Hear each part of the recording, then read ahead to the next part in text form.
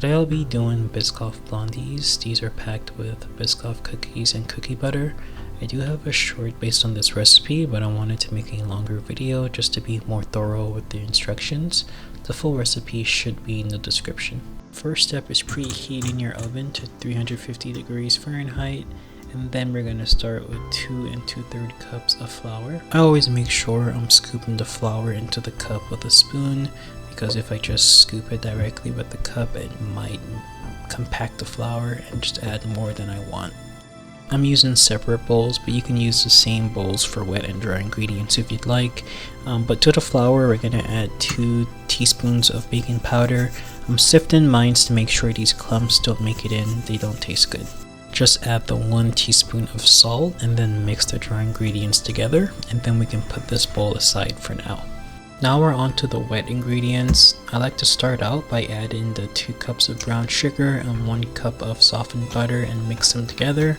I usually use brown sugar for the blondies because that will result in a more chewier and melt in your mouth blondie, whereas white sugar gives you a more crispier finish.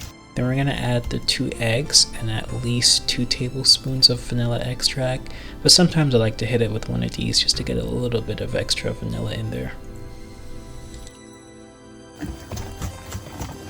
After you beat it real nicely, go ahead and dump the flour into the wet ingredients.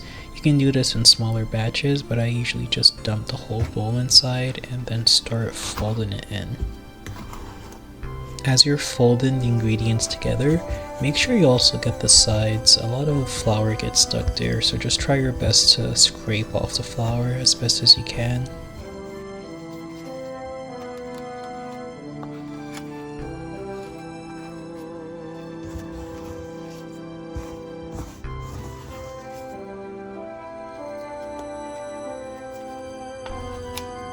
Once your batter looks like this, it's time to add the key component, of course the Biscoff.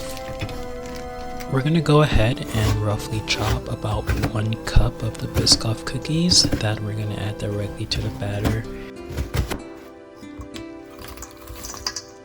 Something optional that I'm going to do here that I didn't do for the short video, I'm going to include 1 cup of white chocolate and fold that into the batter with the Biscoff cookies. This is optional, you don't have to do this, I just wanted to try this and see how it turned out.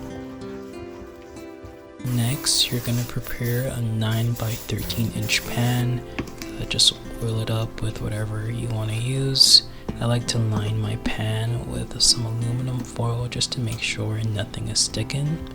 Once you have your pan properly lubed up, you're going to go ahead and dump the batter into the pan and just try to spread it out to the sides as best as you can. Next, we're going to add cookie butter. I usually start with at least half a cup of cookie butter. You can add a little bit more sometimes if you want.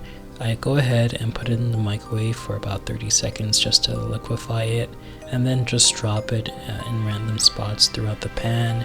Then I take something thin like a knife, or in this case a chopstick, to help me spread the batter around a little bit. You just want to try to mix it in with the top layer of the batter, so don't go too deep if you can help it, and then try to get the corners and sides as well. Once you have the cookie butter spread out throughout the batter, I like to go ahead and just add a little bit more of the Biscoff cookies and the white chocolate on top, and just press it into the batter a little bit, and then just add a little finishing touch of some salt to balance the flavors and the sweetness of everything else that we have. You don't have to add the cookies, the chocolate, or the salt on top if you don't want to. This is just something optional I like to do. Afterwards, you're going to go ahead and put it in the preheated oven at 350 degrees for at least 25 through 30 minutes. I normally do 25 because that ends up with a softer blondie. Once you take it out the oven, you want to let it rest for at least 30 minutes before you cut into it. After you cut it into squares, I normally drizzle a little bit more cookie butter on it as a finishing touch, but it's optional, you don't have to do that. But I hope you enjoy the recipe. Let me know if you have any comments, concerns, questions, or anything else, and subscribe for more videos to come. Thanks for watching.